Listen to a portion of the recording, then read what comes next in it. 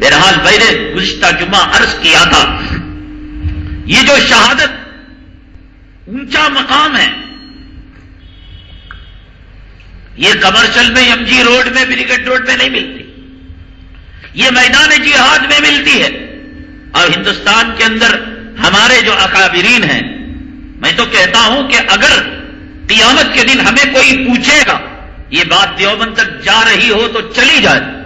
یہ بات ندوے تک جا رہی ہو، مظاہر تک جا رہی ہو،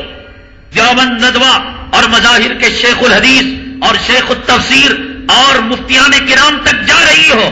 وہ سمجھ لیں خوب قیامت کے دن ہم کہیں گے کہ اگر ہم نے جہاد ہندوستان کے اندر نہیں کیا تمہارے فتوے کی بنیاد پر، ہم نگاہیں اٹھا اٹھا کر دیکھتے رہے، ماؤں کی آبرو لٹتی رہی، گھر جلتے رہے، نوجوان گرفتار ہوتے رہے، مسجدیں شہید ہوتی رہیں، مسجدوں کے ممبر و محراب کے اندر رام للہ کی مورتیاں رکھتی جاتی رہیں، مسلمانوں کو اس دیش ورودی کہا جاتا رہا، مسلمانوں کو نوکریوں سے بے دخل کر دیا گیا، مسلمانوں کو حکومت سے بے دخل کر دیا گیا، مسلمانوں کو دہشت گرد کہہ دیا گیا، مسلمانوں کا خون پانی سے سستا کر دیا گیا، مسلمانوں کو گاجر اور مولی کی طرح کاٹا گیا۔ ہم دیوبند کے مفتیان کرام یقیناً ہم آپ کا اکرام احترام کرتے ہیں، تم ہمارے اکابر ہو،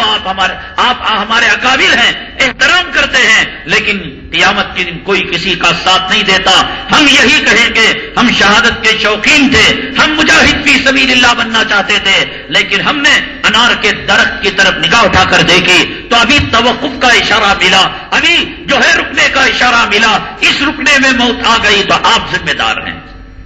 ہم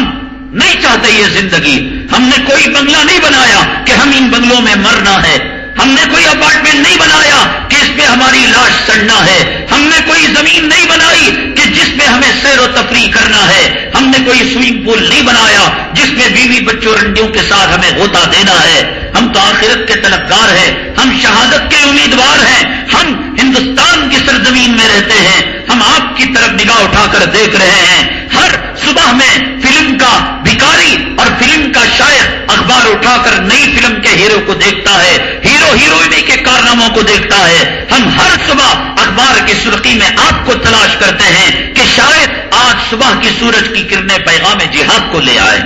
تاکہ جام شہادت ہم نوش کریں۔ ہندوستان کے ہزاروں اور ہندوستان کے لاکھوں نوجوانوں کی دلوں کی آرزو تمنا دھڑکن ہے۔ آپ جانیں، آپ کا فتویٰ جانیں، آپ جانیں، آپ کا علم جانیں، آپ مقتدا ہیں، پیشوا ہیں، مقتدا اور پیشوا کو چھوڑ کر چلنے کی اجازت نہیں ہے۔ اس لیے سوچ سمجھ کر کوئی کام کیجیے گا کہ کل قیامت کے دن کوئی پچھتاوا نہ ہو، قیامت کے دن اپنے فیصلے پر کوئی شرمندگی نہ ہو۔ لیکن ہماری طرف سے NOC ہے، اسی وقت جمعہ میں آئے ہیں، اسی وقت اگر اعلان ہو جائے یا ایھا الذین آمنوا اذا قیل لکم انفروا فی سبیل اللہ اثاقلتم الی الارض، کہ نکل جاؤ، ہم یہ نہیں کہیں گے کہ بیوی سے ایک مرتبہ اجازت لے لیں گے، بیٹی کا آخری مرتبہ دیدار کر لیں گے، گھر کو تالا لگانا بھول گئے تھے، دیکھ لو ہمیں آزما کر دیکھ لو، سلام پھیریں گے اور میدان جہاد ہوگا اور جام شہادت ہوگی۔